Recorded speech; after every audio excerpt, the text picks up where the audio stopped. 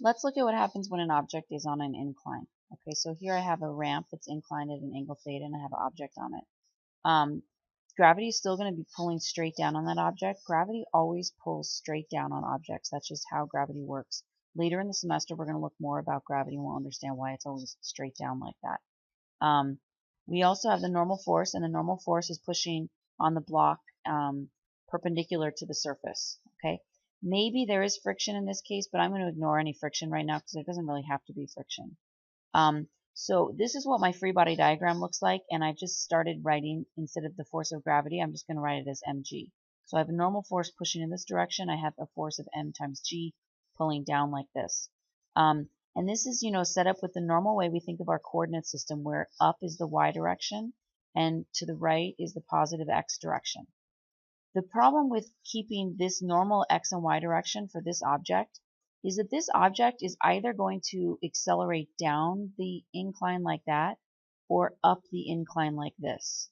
Okay, so if I kept this normal coordinate system and I want to know what is the acceleration of this object, let's say it's sliding down here and it's speeding up, there's going to be an x and y component, right?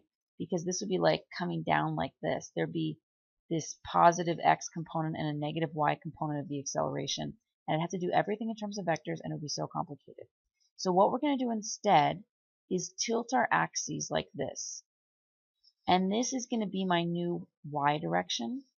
And this is going to be my new x direction.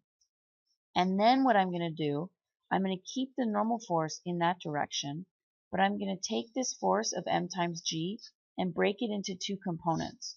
One component in my new negative y direction and one component in my new x direction. Now, we're going from this vector to, so tilt your head to the right and look at this as if this is facing vertical. If you tilt your head to the right, you see how we would break this vector into two components? That's what we're going to do. Now, if you want to go through the trigonometry on yourself by yourself, go for it. I'm going to skip the trigonometry because it's a little tricky, and I'm just going to tell you that this component here gets the cosine theta, and this component here gets the sine theta. Now, that is backwards from what we normally do. Normally, the horizontal component gets the cosine, and the vertical component gets the sine. I'm just telling you it's backwards because of the way the triangle works out. Because we're talking about this angle is theta, not this angle. Okay? So I suggest that you just take it from me that that's how it works out. Have this written on your note card. Practice, practice, practice. It is backwards, but it's correct this way. Okay? Once we have accepted that, I want you guys to just accept it.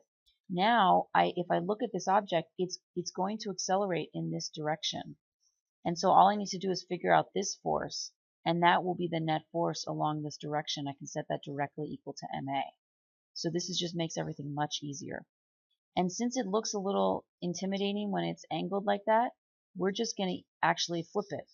And now I really can just pretend, okay, this is the y direction. Sure, I'm just going to pretend this is the y direction, and this is the x direction. And we can just treat this like a new x direction and new y direction and solve our problems like normal. So let's do an example. I have this block. It's sitting on a scale, okay? And I want to know, what does the scale read? Now remember, most of the time the scale reads your actual weight. This is one of the cases where the scale will not read your actual weight. It will not read the weight of the block because this object is on an incline. So we want to know, what will that scale read? That's like asking, what is the normal force acting on this block? So I'm going to start with my free body diagram drawn how this object is oriented.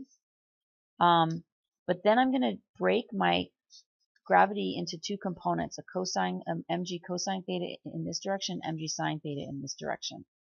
And I'm doing it slowly this time, but in the future, I'm just going to jump straight into this picture or even the tilted picture here. Once you've done 2 or 3 of these problems, you should feel comfortable drawing it straight off like this, okay? So the question is asking me, what does the scale read? That means we're trying to solve for n. Let's solve for n here. I'm going to look in my y direction because that's where n is. So my net force in the y direction, in the positive y direction, I have n, the normal force. In the negative y direction, I have mg cosine theta. The net force in the y direction is always equal to my mass times my acceleration in the y direction. And the y direction back in this picture was this direction, okay? Is the object accelerating like down like this? No. Is the object accelerating up like that, like magically flying off the ramp? No. So my acceleration here is 0. I set these two things equal. My acceleration here is 0, so I'm going to plug that in here. And I see that my normal force is going to be equal to this mg cosine theta, where my mass is 5. We're on Earth, so g is 9.8, and my angle was 30 degrees. So I solved that my normal force is equal to 42 newtons. Okay. So when objects are on an incline, you should get very comfortable drawing your free body diagram like this. And in almost every case, when an object is on an incline, your normal will be equal to mg cosine theta. But we'll do more practice with that in future problems.